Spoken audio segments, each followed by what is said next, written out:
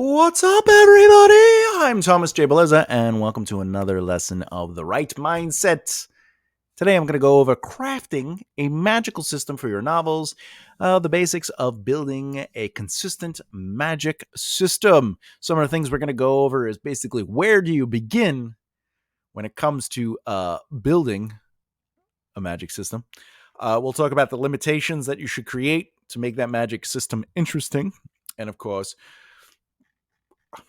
power unchecked is not interesting. So we go over a couple of things about designing and developing your magic system. Let's do it. Let's get into it.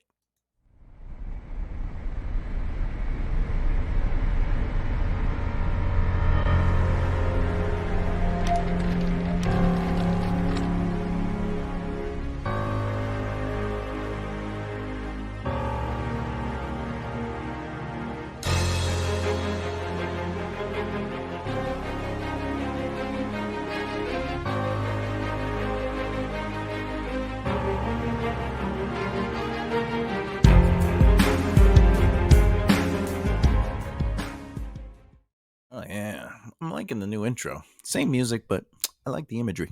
All right. So today's lesson is crafting a magical system for your novels.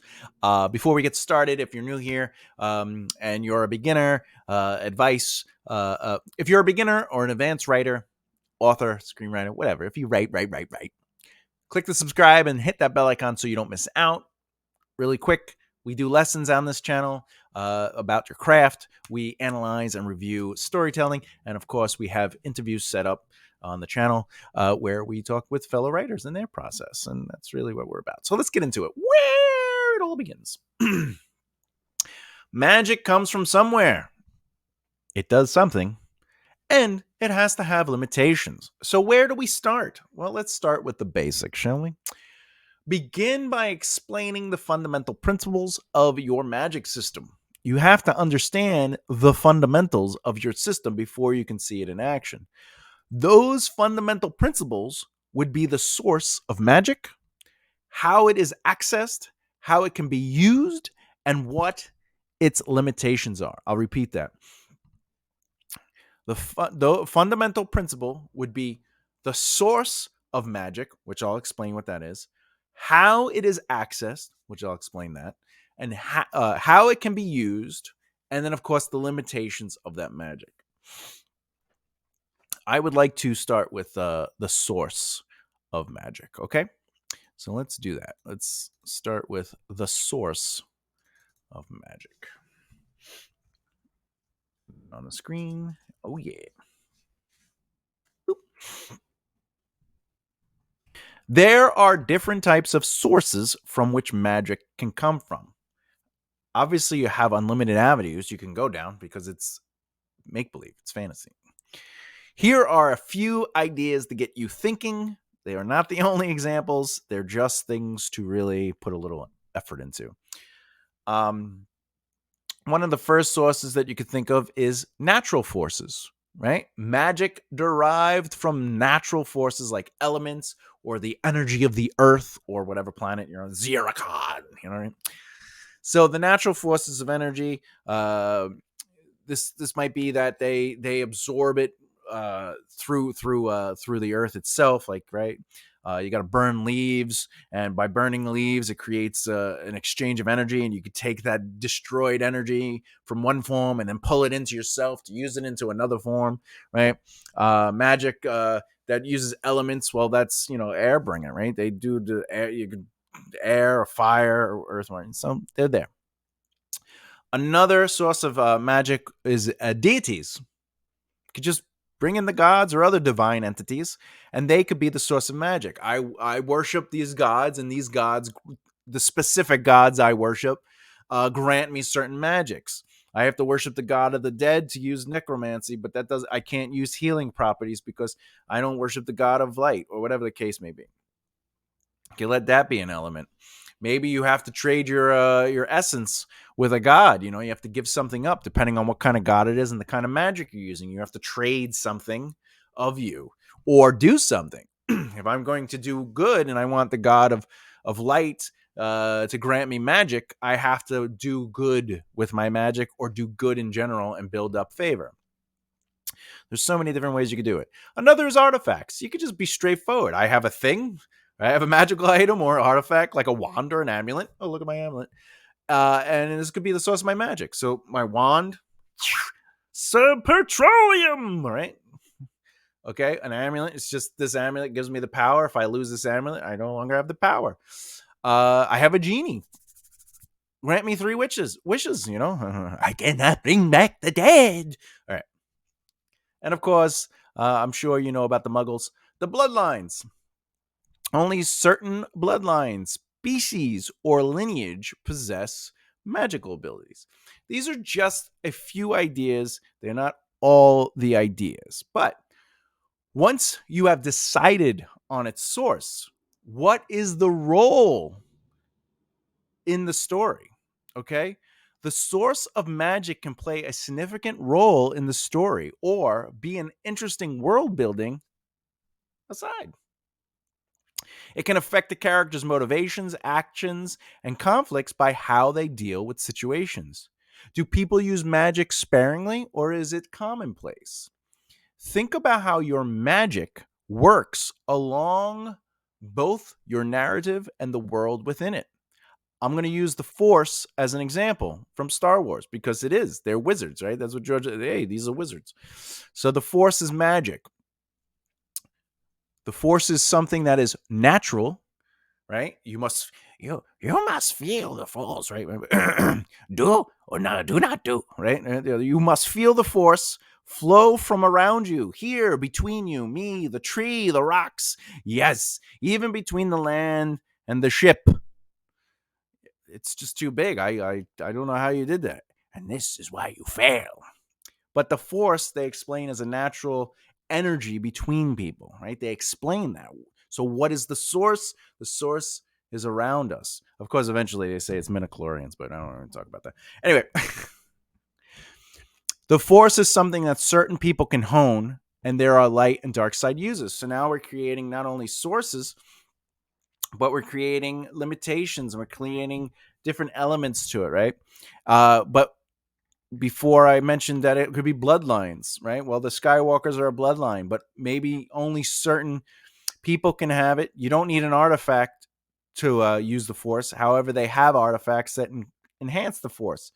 There are deities for the Force as well. There's the neutral, the light, and the dark, right? Because if you watch the Clone Wars animated series, they go into that. And of course, it is a natural force itself, right? And the other thing is, there is a religion around the Force, therefore connecting sources of natural and religious, just like I said. Okay, what about limitations, though?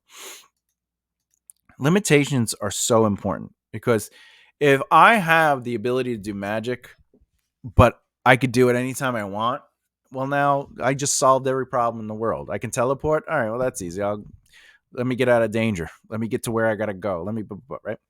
Limitations create the story. They create the interesting conflict. It is essential that you create limitations and consequences. And by the way, consequences could be good and bad. And if you don't do this, magic will be the solution to all problems without hesitation. So it's essential to discuss the limitations and consequences of the source of magic. Every magical power should have its drawbacks or limitations to prevent it from being too overpowered. However, traditionally, the villain, the antagonist, finds a way to break those limitations and be ridiculously powerful. And then the protagonist has to overcome their power while dealing with their limitations based on the rules of the power, which creates the story, right? It's David and Goliath. So you could talk about how the source of magic can have negative consequences for the characters and the world they inhabit. All right. And this is accomplished by defining the rules of your magic system. This includes what can and cannot be accomplished with magic, as well as the consequences of using magic. Maybe only certain people can use magic. Now, a consequence might be like, you know, in The Witcher, they have to take magic from something, and then they could use their ability. If they do it wrong, they could hurt themselves. Um, but then you got soft magic, like in Lord of the Rings, where Gandalf could pretty much do anything he wants, right? But he's a secondary character, and if you notice, his stuff is kind of used sparingly in the sense of like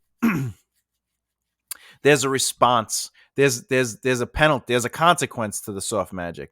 So Gandalf, when it's just like little, like he sets off the fireworks or he does something cute like that, it's no big deal. The consequence is positive. But when he fights the Balrog, what happens? Gandalf dies, right? He has to end up leaving the story. He doesn't come back to the next story, and he has to fight the Balrog. But he comes back as Gandalf the White. So why does that happen? Because he technically died, and then like he's granted the spirit of the divine being. I don't have all the detail. I'm not Stephen Colbert, but ultimately he leaves the story, and that's the consequence. They lose. Fly, you fools. You shall pass. Okay, they lose the Gandalf. That's the major consequence. So the bigger the power, the bigger the use, the bigger the consequence should be. The smaller the use, the less detrimental to a story or the less helpful to a story, the smaller the result. Like if it's just like, hey, we can't see, we just have to get, I'm looking for something in the room. Like the light comes on, it's not a big deal. But if I have to cast the light of the sun to kill the vampire, like it has to cost you something. And that should be organized and understood when you're writing. So using Star Wars again, the limitations are based on how much you study the Force, because somebody, could be Force sensitive, but they don't really know how to use the Force unless they're Rey. Then you don't need to. You just know it. You're just the greatest master of all time. Anyway, also a limitation is a person's midi-chlorian count is a part of it. And then there are variations in how you use the Force. So if you use the dark versus the light, right? Darkness corrupts where light doesn't. Without proper training, it could also drain you physically. Grogu, when he uses it, he always right, faints. And then being connected to the Force doesn't mean you can use it either. Some characters are Force sensitive, but they don't really know how to use the Force or hone it. So there's limitations. Having limitations will add conflict to your story, but imagine a character using up all their magic energy. Maybe magic doesn't work on certain or species or items. You credits will be enough. I don't know what this is. What are you, some sort of Jedi or something, right? Or mind tricks don't work on the Hutts. Like the Jabba the Hutt creatures. They can't use the Jedi powers on them. Strong-willed characters, it's harder to use the Jedi mind trick on them. Okay, this leads to but these limitations will lead to conflict resolution issues. Now a character has to think their way out of the limitation. So again, Luke goes in Return of the Jedi. He tries to use his powers on Jabba the Hutt. It doesn't work. Jabba throws him into the thing, and then they're going to be thrown in the Sarlacc pit. So then they have to fight out of that. Luke uses force jump and his lightsaber, but he can't. He's limited in what he could use because he's being rushed and bamboozled by everybody, right? So bamboozled. So think about how much does magic take from a person. And by the way, you can let your mind go wild with this. Nothing is saying you can't do it. Why can magic be based on people? This is the crazy part about fantasy. Imagine you get your powers from eating certain things, from rocks to fruits to meats to whatever you eat. You could eat right? It creates a certain ability. What about snorting ash, dust, or rocks turn to grain? It's all up to you. So now the limitation is, well, do I have something to eat? Right? Do I have something that I can put into my body that gives me the power? And how long does the power last? Does it last until it goes completely into my bloodstream? Or I can't use it until it goes into my bloodstream? And these are things you should be thinking about. Power unchecked. I love magic systems, by the way. I have 3 different magic systems. Actually, I have 4 different magic systems in my fantasy worlds. One is for the mages and the wizards and stuff, like basically people who are going to cast spells. Then I have faith-based prayers through the clerics, for the clerics and the divine gods. But it's prayer, but it's a magic system. I have bards so music and sound. People that know how to manipulate sound and vibrations can do things. And then, of course, I have my scions, and they use their brains. But all 4 of them have different systems. And that brings me to power unchecked. Limitations might be what a magic user can't do, but what if they can do it? So you should establish the cost of magic. You should determine what it costs individuals to use magic, whether it is a physical, emotional, or spiritual cost, or maybe a combination of all 3. Using the dark side of the force will cause a person's body to change, their eye color to change, and their soul to rot. Do it. All right. Then you will die. Okay. Just your magic. Does your magic make their skin color change? Their health fades. Maybe you can only cast a certain amount of magic before it is gone forever. This makes characters have to think before they act. And when they do act, what are they paying with? Choices gives us a look into characters, and magic can be a way to see who they are as characters based on the choices they make.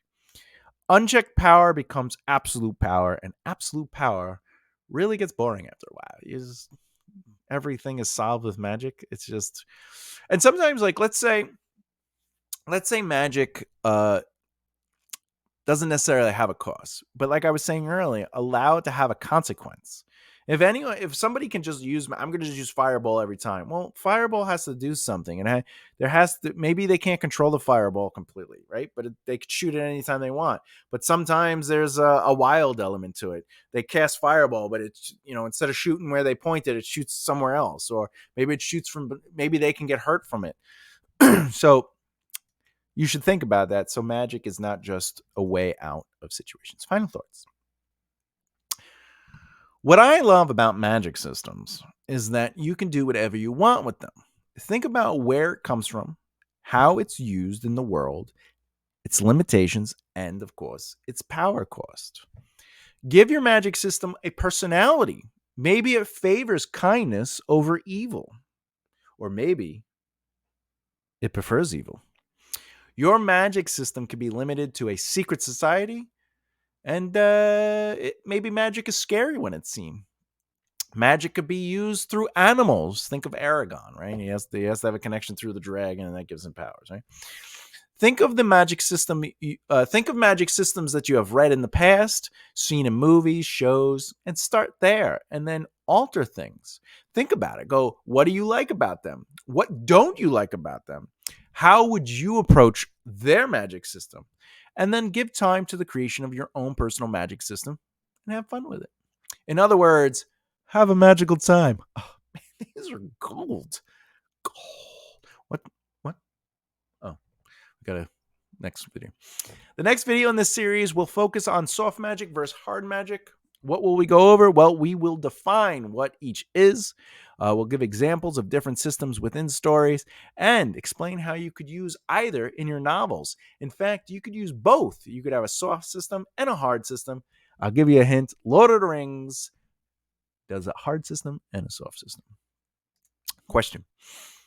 What magic system do you love and why? Let me know in the comments below. Basically, in a movie, a television show, or a book, what magic system do you like that's created? Even a game system. Do you like how Dungeons & Dragons does it? Do you like how, Warhammer does it, right? Let me know. I guess that's it, right? So if you like what you watched and you want to keep following and get some updates, please subscribe, hit the bell icon so you don't miss out. And as always, keep developing the right mindset. Thank you so much. I'll see you next time. Love you all. Bye.